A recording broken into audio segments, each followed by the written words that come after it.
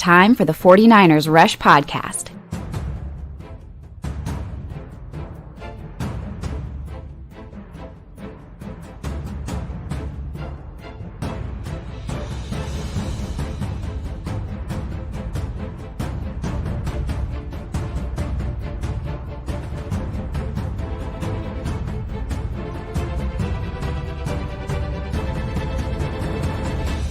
And here's your host, John Chapman. Hey, what's going on, 49ers fans? I'm your host, as always, John Chapman, and I'm excited to be back. I've been struggling. COVID, it's got me pretty good, and I've tried recording probably like 4 or 5 times, and just wasn't taking. I'm hoping today's going to be a little bit different. But what I wanted to do today, a couple different things. One, it is Memorial Day, so I want to make sure I take time to say thank you to all those who have sacrificed and laid down their lives for us and for this country. I love this place. Doesn't mean it doesn't have its issues. Obviously, a lot of stuff going on in society today, but I am very, very thankful for a lot of my family members serve and have served. And so just want to say, appreciate the sacrifice that has been given by so many, which is incredible, to allow us to talk football and to allow us to enjoy things that bring community together and bring strangers off the internet, to talk and go through all this stuff. And I'm seeing all the hashtag CCs and all that stuff. That's great. So please bear with me today. If I got a little bit of the sniffles, I apologize. I'm still struggling with this, but man, it's been too long. I gotta talk some football. So the NFL changed a lot of things. We're going to go through today some of the new NFL rules. Has to deal with IR, practice squad, which I think is the biggest takeaway for the 49ers, because Kyle Shanahan uses the practice squad better than any other coach in the NFL. And so we're going to go through a little bit of the history of that, what that means changing coming forward. And we're going to be hearing from some of the 49ers coaching staff. We always hear from Kyle Shanahan and John Lynch, but I've got clips from Juan Solis, and man, it stinks because the 49ers audio is usually a mess. And so we have to download the video, we capture it. Then we got to run it through all kinds of synthesizers because the audio is just so bad. Then we got to magnify it. So for every video you see in this show, just know that that's about 20 minutes of work. And maybe it's because I'm bad at this stuff. Juan's great. I'm still learning how to synthesize all the background noise out, and magnify voice, and all that stuff. But when you see videos of the show, just understand, man, we're trying. And thank you to everybody that emails and says things like, hey man, can you magnify the volume on this and whatever. Whenever you guys suggest stuff, we do our best. I'm not the biggest tech guy, but we're going to try to make it, as premium quality as we possibly can. So if for some reason you ever hear something on the podcast that's not to our standard, let us know. You guys are our quality control. You guys let us know. Really do appreciate constructive and positive criticism. So that's what we got today. So let's jump into it. Right off the bat, we got our dates for cutdowns, and the NFL keeps bouncing back and forth a little bit on how they want everything to go when it regards to cuts. Right now, every team has 90 players on their roster, and we got our 3 cutdown dates. We did once where they cut everybody at once, but they're going back to the staggered approach. So August 16th, every team cuts 5. So you go from 90 to 85. August 23rd, a week later, you cut another 5, 85 to 80. And then on August 30th, that's the big cut down, 80 to 53 players per team. Now, every team's cutting 27. That's crazy. If you multiply that out, 27 times 32, I did this beforehand. I can't do this off the top of my head. 864 players will be cut on the same day. Just to put that in perspective, 262 were drafted this year. So you're talking over 3 times the amount of players drafted lose their jobs all on the same day. So it's one of my least favorite days of the year, because a lot of those players, this is how their story ends. They don't ever play again after that, which is frustrating. I hate that it goes out that way, but NFL stands for not for long, right? That's the idea there. Oh, what's up, Grant? Appreciate it, man. Asan, he says, glad you're feeling better. My wife's even asking how you're doing. I'm doing okay. I haven't been super sick. I'm sick. I just can't right on cue.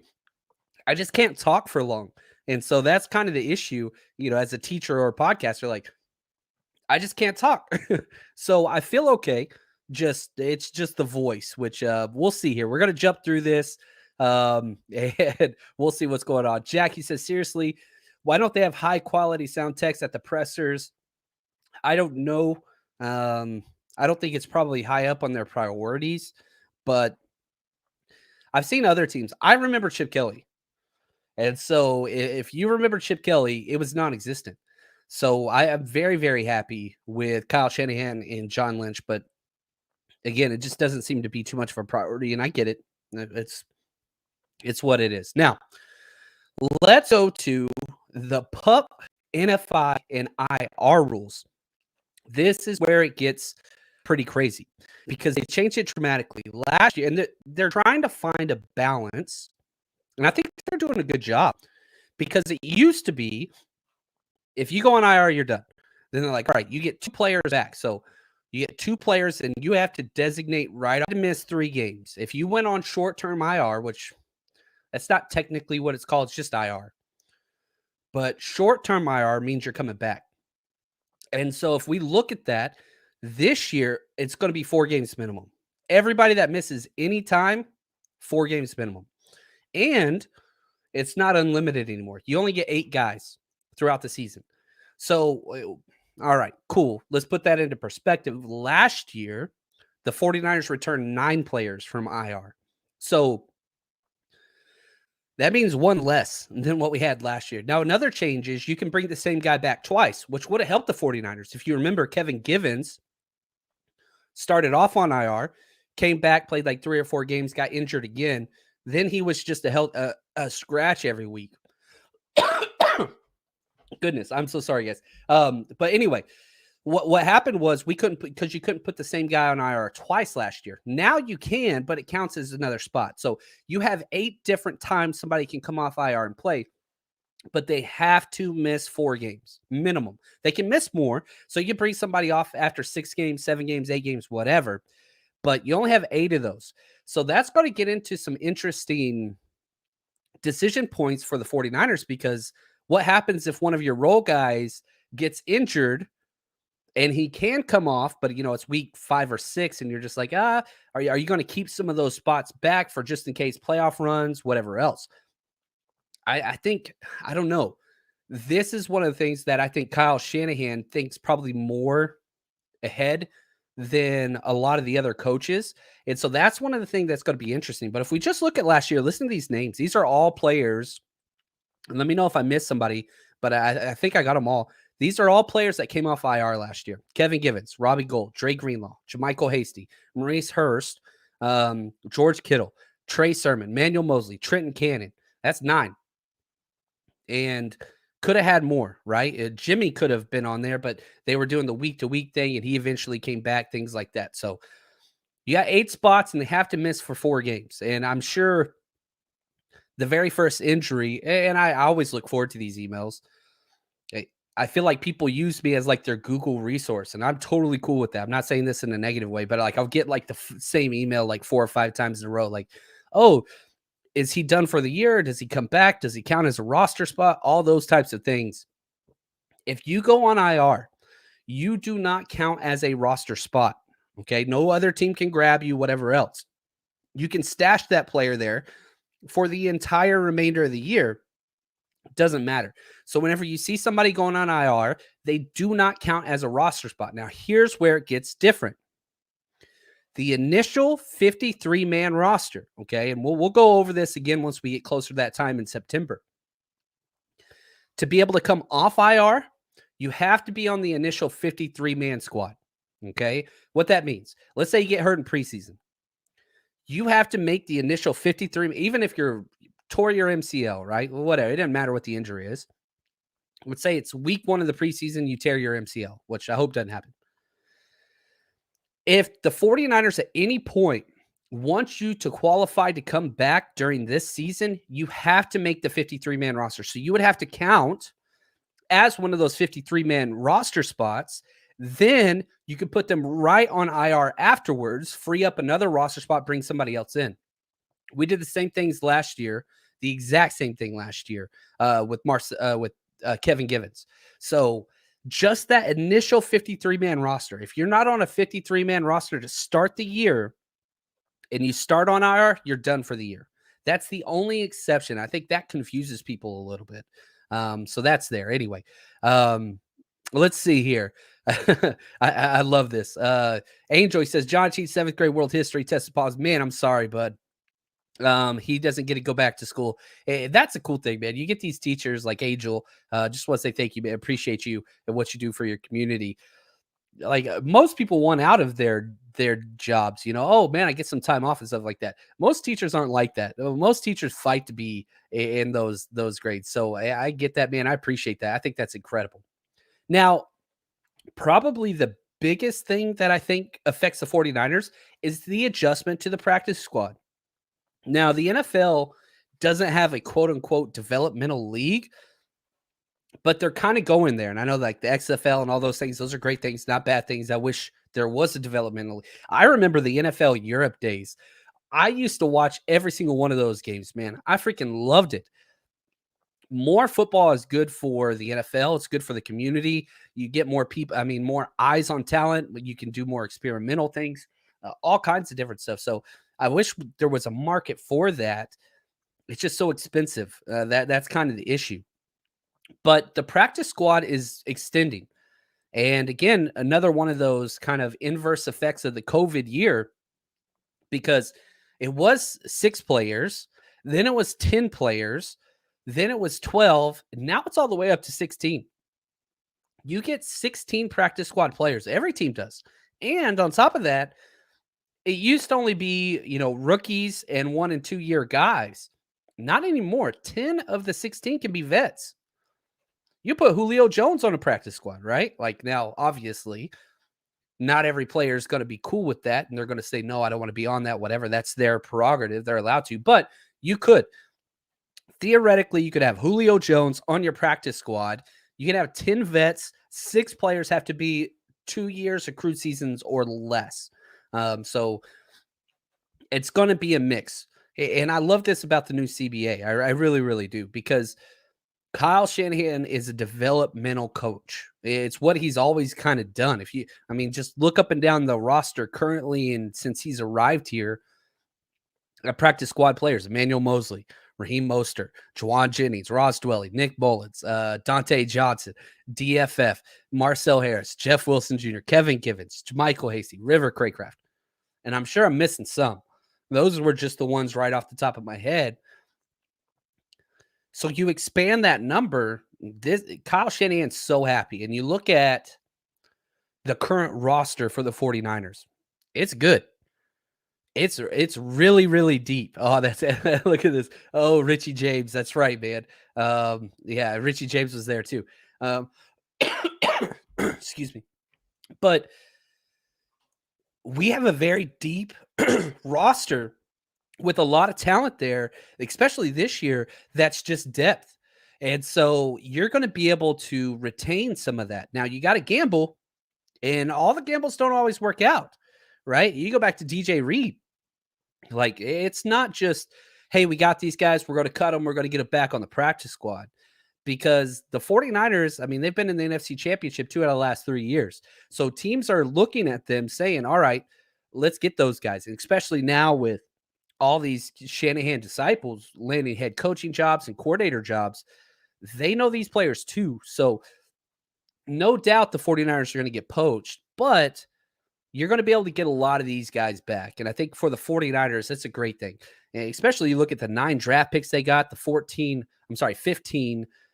undrafted free agents that they brought in. Like, good gosh, man. Like, you're going to be looking to stash these guys. I just finished right before I recorded this, a Brock Purdy breakdown over on our Patreon page. And so, like, the whole time I'm watching that, and if you haven't supported us yet through Patreon, strongly recommend you do so. It's the best way to support the show, helps us out the most, kind of gets us to where we want to be. And one, it's good Lord. I went through, I spent some time, I was like, man, what else could I offer my Patreon members, to bring more value to that?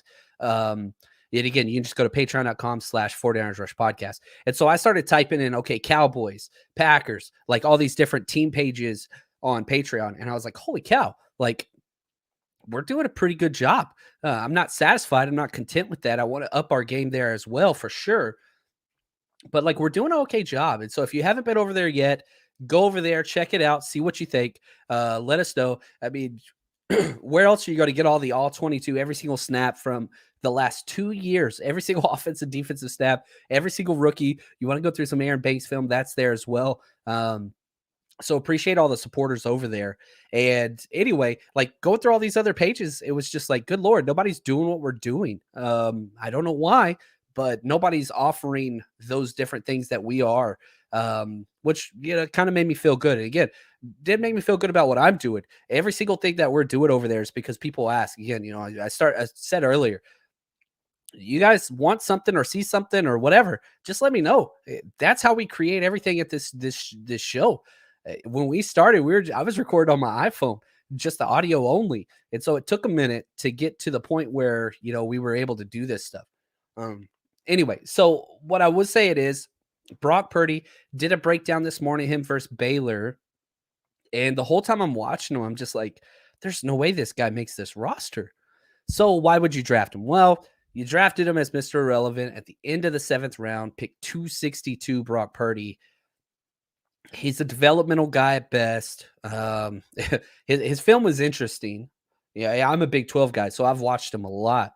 But there's no way he makes this roster. Now, will somebody poach him? Perhaps. I doubt it.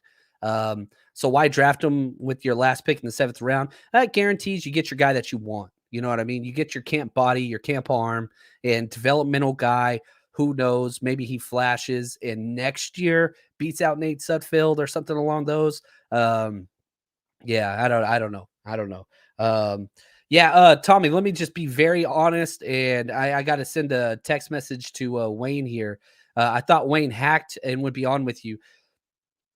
I accidentally clicked the wrong profile to stream on because we share because we go live together on Tuesdays. We'll be live together this Tuesday. I clicked the wrong one and immediately undid it, but I think it showed up on his channel. I got to send him a huge, my bad. So yeah, sorry. That's all on me. I'm sorry about that. All right, here we go. So let's go let's hear from some of the coaches, because I thought this was very, very telling. Now, these are the audio that it's kind of tough because all the coaches were in the same room together at the same time. So you're going to get a little bit of background noise. I tried to clean it as much as I could. This is Brian Greasy. And so the new quarterback coach, and he talks about why he joined the 49ers. And I think 2 things. 1, listen for what he talks about, obviously. But 2, listen to what he doesn't mention at all. And I really enjoyed leading a group of people, which was our crew, which we had over 150 or so people on Monday Night Football. And I enjoyed the leadership aspect of that. And but I got to a point, I did it for 13 years, and I got to a point where it didn't, I needed a new challenge, and I wasn't just going to take any job. With respect to Trey in particular, meeting him and getting to know him over the last several months, he is an outstanding young man in so many ways. And I'm excited to continue to get to know him, both on and off the field. I'm excited that he comes to work every day and he's humble and he wants to get better. And I view it the same way. I have my entire life, whether I've been playing or broadcasting. Everybody has come to the meeting room every day and the practice field every day wanting to get better. And there's a lot of humility in that. A lot of positives there. It's interesting, the approach. And again, Kyle Shanahan's kind of notorious for doing these weird hirings that nobody would expect. The whole John Lynch handpicked GM thing, never been a part of really a front office or whatever, straight to GM. You get Greasy straight out of the announcement booth to here. Obviously, him and their family have a lot of history together, but it was interesting. Obviously, very, very high praise for Trey Lance, which is excited. But yeah, here we go right here. Stovey, he nailed it. It's funny. Brian hasn't even talked to Jimmy. one, he didn't even mention Jimmy Garoppolo. Two, he was asked later in a different question. They haven't even spoken. George Kittle hasn't spoken to Jimmy. Nobody. John Lynch and Kyle Shanahan both said that they were surprised by the Jimmy G surgery issue. Not trying to jump into whatever with the whole surgery thing, but they have both been on record saying, yeah, we didn't know. We were completely blindsided, I think was the term that they were saying. It was a shock to us. But then the day before, Shanahan was asked about Jimmy G's trade, where that is now and where it's going to be. And again, I tried to clean this one up. This was just at a regular press conference. The audio was really, really bad. So I'm really hoping this one comes across better. This is what Kyle Shanahan had to say about Jimmy Garoppolo. Yeah, nothing's changed since his surgery. We were where we were at before that, and then he got the surgery, so everything went on hold. I expect him at some time, most likely to be traded, but who knows? It's not a guarantee, and it's been exactly on hold when that happened, and when he's healthy, we'll see what happens. Yeah, it was crazy how just blunt honest he was. Yeah, we expect to be traded, and we'll see. Maybe we can't trade him. That's crazy to me. Everybody wanted to paint this notion of oh, wow, they're not ready to hand the keys off to Trey and whatever else. That's 1,000% outside of the locker room.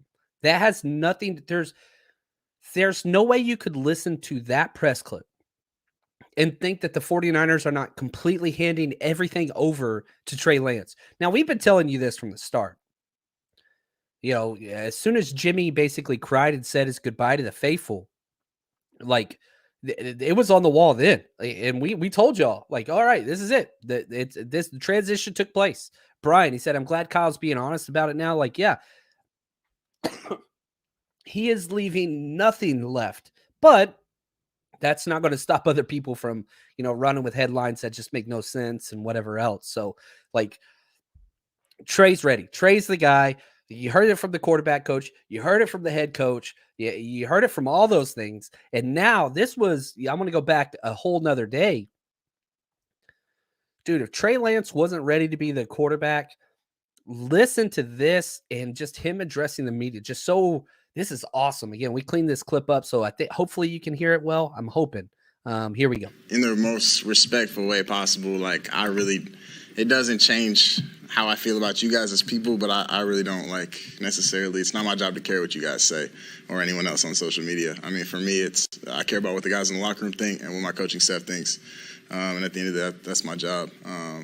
You guys, unfortunately, aren't the ones that are making decisions for me or really have any effect on me in the most, again, respectful way possible. But I know everyone's got strong opinions one way or the other.